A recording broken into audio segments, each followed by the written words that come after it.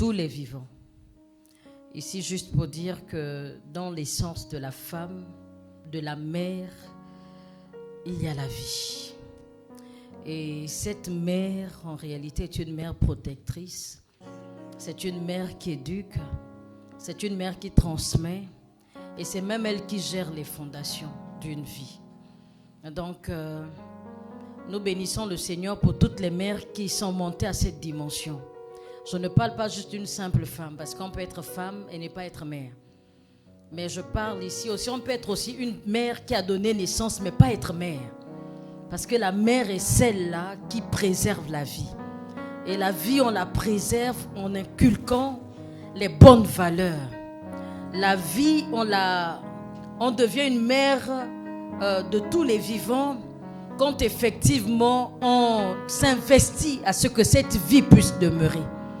Et nous pouvons voir l'exemple de la maman de Moïse qui a eu à prendre 3 mois. 3 mois pour préserver la vie.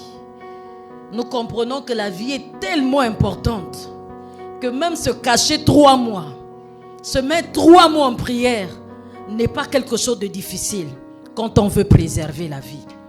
Nous comprenons que la valeur de la vie est tellement importante qu'on peut rester effectivement 3 mois caché en intercédant pour une église, pour qu'une église puisse vivre. Cela n'est pas compliqué pour nous. Je vais parler vraiment de cette dimension de mère où on inculque aussi les valeurs de la foi. Nous parlons de Eunice qui a été la maman de Timothée qui lui a transmis la foi. Et ce matin encore, je parlais vraiment, c'est un petit résumé que je vais donner.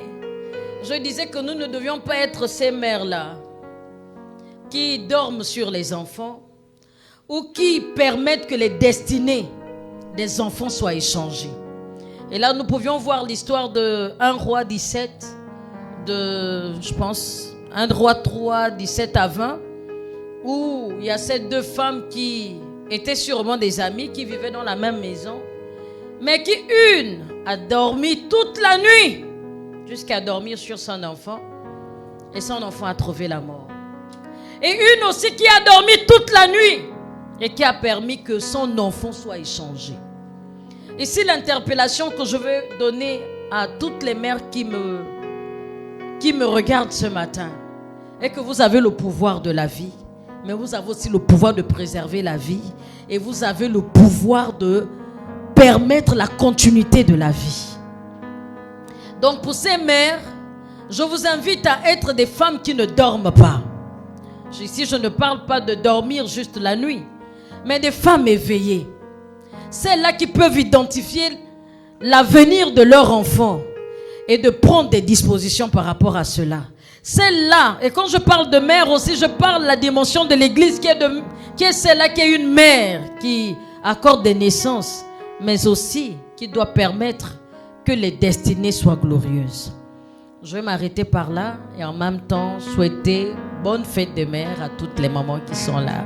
Que Dieu vous bénisse, que Dieu vous remplisse et que Dieu vous garde. C'est dans le nom de Jésus-Christ que j'ai prié. Amen.